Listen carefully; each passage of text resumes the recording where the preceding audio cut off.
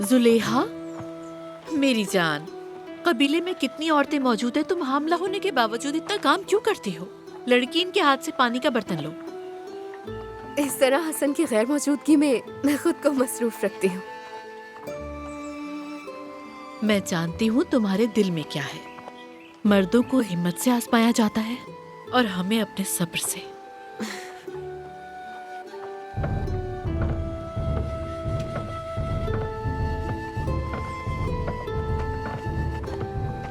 सलजम खातून, मुझे लगता है वो लोग वापस आ गए।